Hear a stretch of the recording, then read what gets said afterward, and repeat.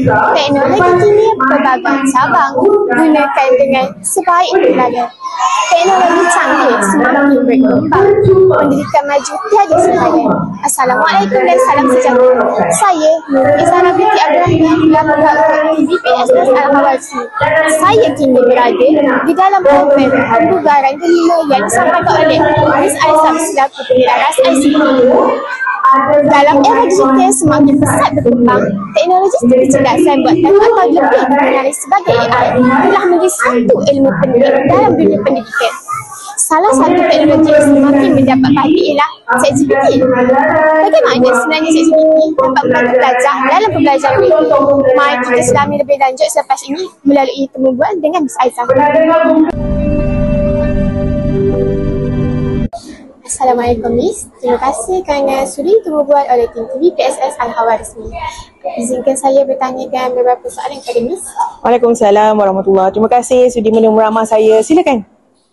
Bagaimana pendapat cikgu mengenai penggunaan ChatGPT dalam dunia pendidikan?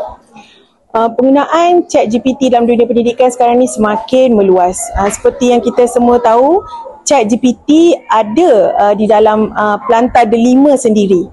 Jadi lebih mudah untuk cikgu capai dan gunakan ChatGPT dalam penyediaan bahan ataupun nak mencari sumber pengajaran pada setiap harilah.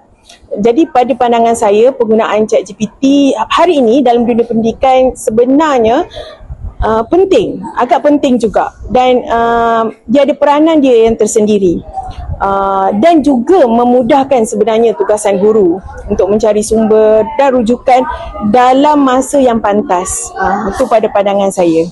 Okay, soalan kedua, adakah cikgu melihat ChatGPT sebagai satu alat yang memudahkan tugas guru dalam menyampaikan ilmu?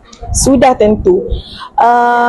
Menyampaikan ilmu itu sendiri, cikgu sendirilah kena berperanan di dalam kelas. Tapi pada pandangan saya, ChatGPT ni lebih kepada membantu guru untuk mencari sumber atau salah satu bentuk sumber rujukan lah kepada guru.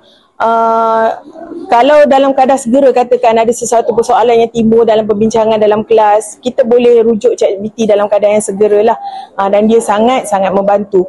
Selain itu juga sebagai contoh untuk bahan-bahan pengajaran, alat bantu mengajar misalnya seperti slide pengajaran, slide PowerPoint pun kita boleh jana menggunakan ChatGPT.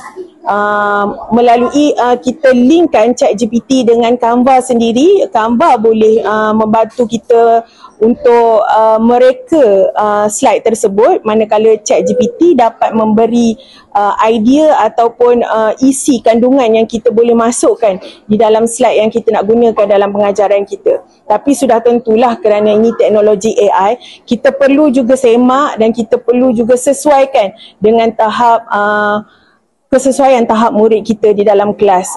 Sekiranya dah elok dan sesuai, perkara ni sebenarnya memudahkan untuk kita menyediakan alat bantu. Pada pandangan saya lah, alat bantu mengajar. Okay. Soalan terakhir, apa pendapat cikgu tentang masa depan teknologi AI seperti ChatGPT dalam pendidikan negara kita? Memandangkan penggunaan teknologi peranti telefon bimbit sekarang ni memang sangat meluas. Di kalangan anak-anak seperti kamu sendiri pun biasa menggunakan peranti dan telefon bimbit. Jadi pada pandangan saya, penggunaan ChatGPT ni akan semakin meluaslah di masa akan datang.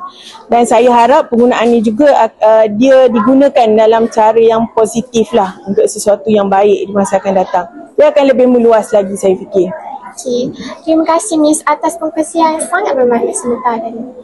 Terima kasih kerana sudi menemubual saya. Okay. Begitulah tadi pandangan seorang warga pendidik mengenai teknologi AI dan ChatGPT dalam pembelajaran. Saya Nurul Izara binti Abdul Rahman melaporkan untuk tim TV PSS Al-Hawarsi.